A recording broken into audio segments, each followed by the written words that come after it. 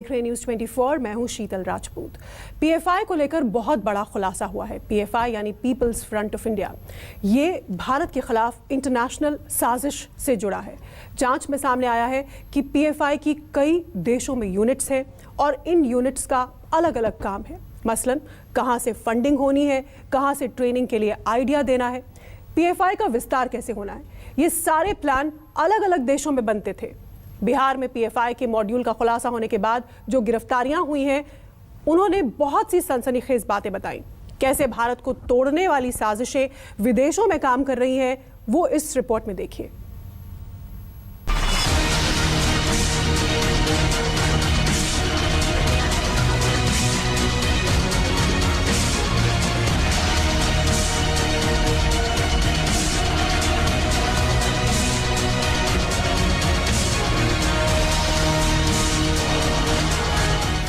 तुर्की से funding, Qatar से training, Yemen से आर्थिक मदद, पाकिस्तान में प्लान और बांग्लादेश में पनाह।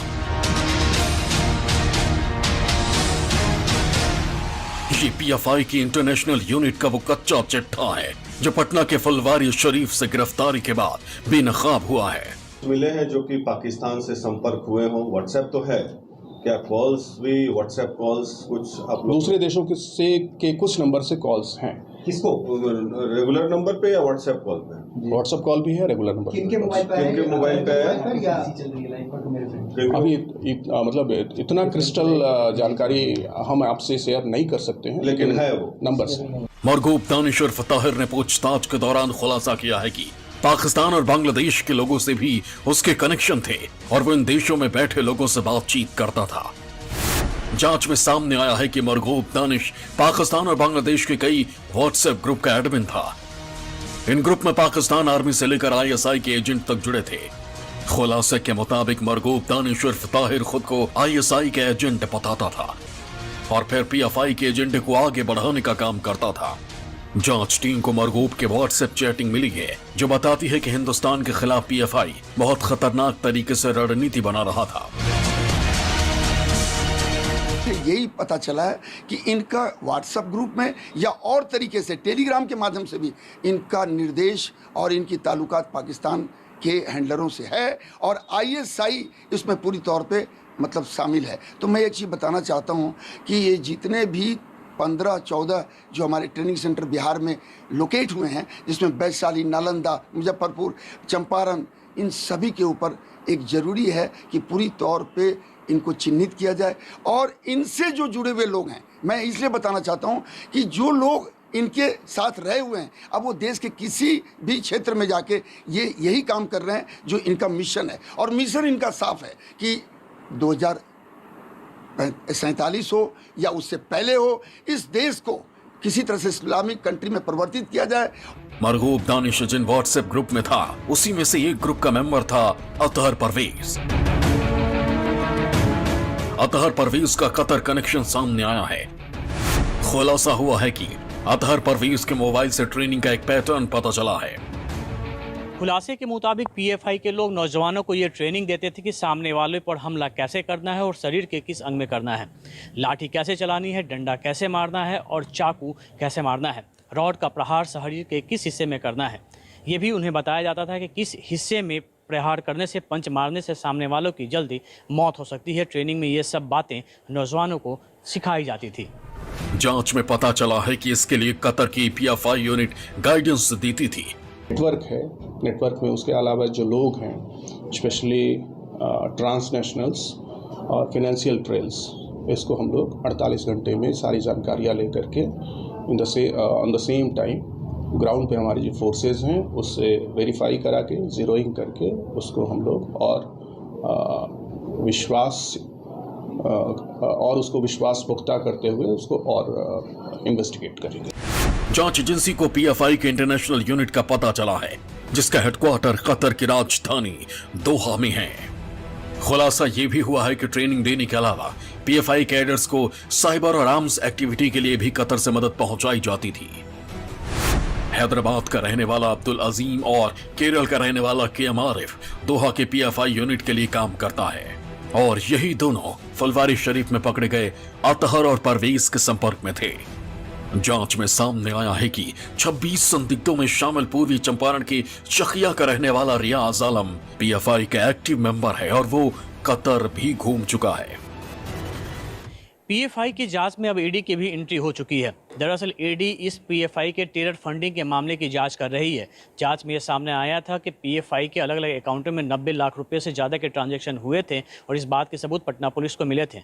चूँकि मामला सिर्फ देश का नहीं बल्कि विदेशों से भी ट्रांजैक्शन हुए थे, इसलिए इस मामले में ईडी की भी एंट्री हुई है और ईडी की टीम पूरे मामले की जाँच शुरू कर दी है। इस मामले में ईडी की एक टीम ने पटना के एएसपी फुलवारी शरीफ से मिलकर उन कागजातों को लिया है जो टेरर फंडिंग से संबंधित हैं।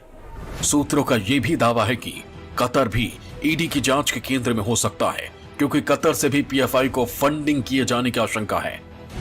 कतर के रूसरफेल संस्था का पीएफआई से कनेक्शन खंगाला जा रहा है कि जो अभी कंफर्म हो रहा है कि कतर इसकी राजधानी दोहा से जो पीएफआई का मेन हेडक्वार्टर है वहाँ से भारत के लिए और भारत में भी बिहार को पूरी तरह से इसकी सुपरविजन हो रही है और निर्देश लगातार दिए जा रहे हैं। मैं ये बताना चाहूँगा कि जो दोहा का उसमें 2 चीज़ें इनकी हैं, एक तो ट्रेनिंग और आर्थिक फंडिंग और इनके लोगों को कहाँ कहाँ डिप्लॉयमेंट करना है, ये उनका निर्देश लगातार काफ़ी दिनों से हमारे बिहार में जैसे कि फुलवारी शरीफ हो या और भी जो इनके ट्रेनिंग सेंटर थे वहाँ आ रहे हैं।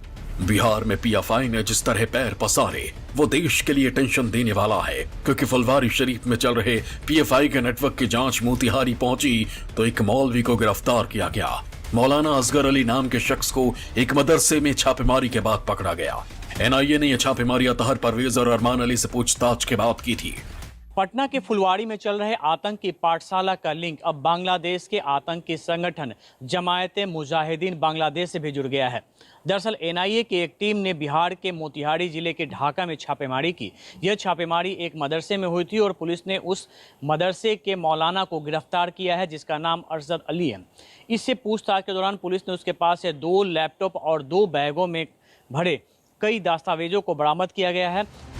मौलवी का बांग्लादेश के जिस आतंकी संगठन जमातुल मुजाहिदीन बांग्लादेश से कनेक्शन बताया जा रहा है, इस संगठन की गतिविधियां भारत विरोधी हैं, जिसके कारण इसे प्रतिबंधित किया गया है।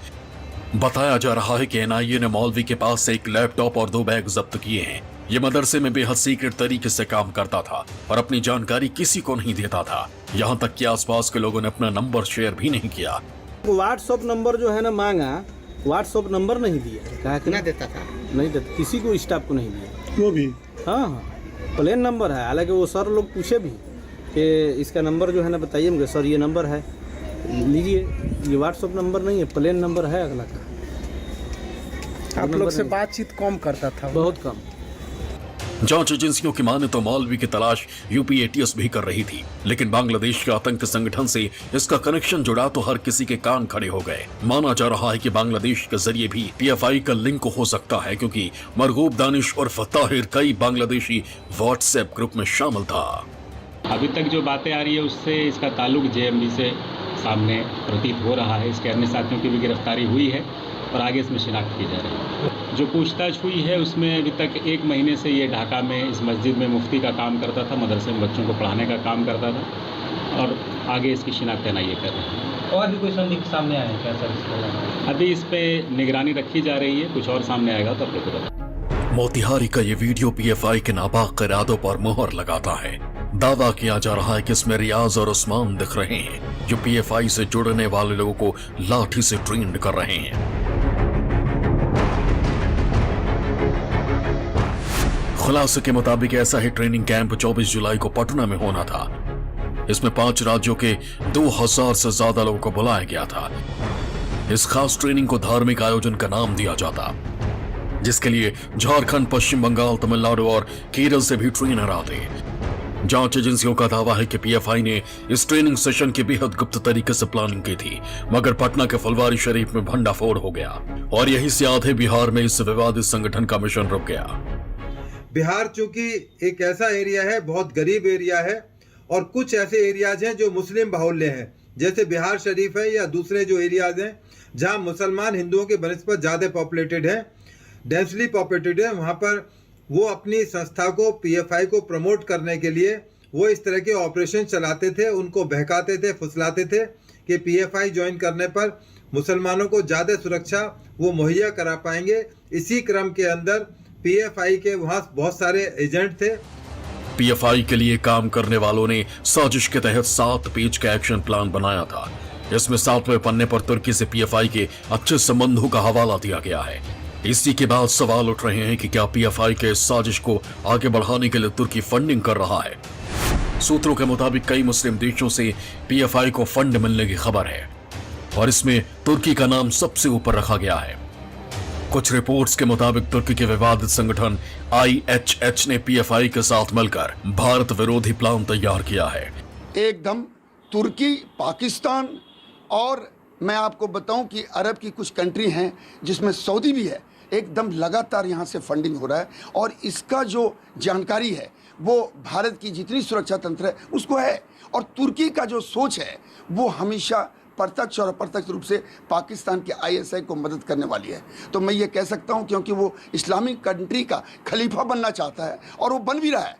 तो अब सवाल ये है कि अगर वहाँ से ये फंडिंग हो रही है तो किसके माध्यम से हो रही है। पीएफआई की नजरें बिहार के मिथिलांचल और सीमांचल के ऐसे इलाकों पर थी जहां कम पढ़े लिखे और बेरोजगार युवकों की संख्या ज्यादा है। इन्हें पीएफआई में जोड़कर खास तरह की ट्रेनिंग दिए जाने का खाका भी तैयार किया गया था। चौथे पन्ने पर जिस ट्रेनिंग की बात कही गई है उसमें लिखा है कि हिंसा का टारगेटेड इस्तेमाल अपनी ताकत दिखाने के लिए करना होगा। हिंसा का इस्तेमाल बहुसंख्यकों को टेरराइज करने के लिए करना होगा। कैडर में जो अच्छा करेंगे उन्हें फायर आर्म्स और विस्फोटकों की ट्रेनिंग दी जाएगी। और इन्होंने जो ट्रेनिंग दी है उसमें लड़कों को ये बताया गया है कि कौन से शरीर के बॉडी पार्ट जो वाइटल हैं उस पर वार करने से वो आदमी नेस्ताबूंद हो सकता है। नंबर 2, इनका ट्रेनिंग का जो तरीका है उसमें ये देखते हैं कि कौन सा लड़का आत्मघाती बन सकता है, कौन सा लड़का जो है किसी और हल्के फुल्के काम में इस्तेमाल हो सकता है और कौन ऐसे बुद्धिजीवी बच्चे हैं जिनको हम किसी तरह से मोटिवेशन और अपने पूरे भारत के अंदर उनका इस्तेमाल अपने तरीके से कर सकते हैं, जिससे कि लोगों को, खास करके अशिक्षित लोगों को, कट्टर लोगों को, उनको जल्द से जल्द मोटिवेट करके देश के अंदर वही इस्लामिक 2047 की तरफ जल्द से जल्द अपने आप को अंजाम की तरफ ले जा सकते हैं। यानी एक तरह से पीएफआई ने विदेश में प्लान बनाया और फिर उस प्लान पर चलते हुए बिहार मॉड्यूल तैयार किया। इसके लिए जरिया बनाया बिहार के युवाओं को।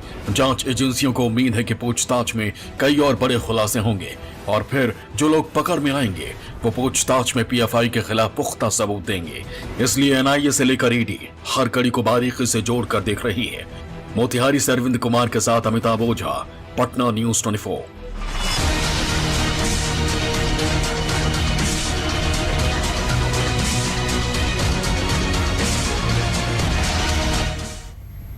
तो तुर्की से फंडिंग, कतर में ट्रेनिंग और पाकिस्तान में प्लानिंग, पीएफआई की इंटरनेशनल साजिश पर यह थी हमारी एक्सक्लूसिव रिपोर्ट। एक छोटा सा ब्रेक, देखते रहिए न्यूज़ 24।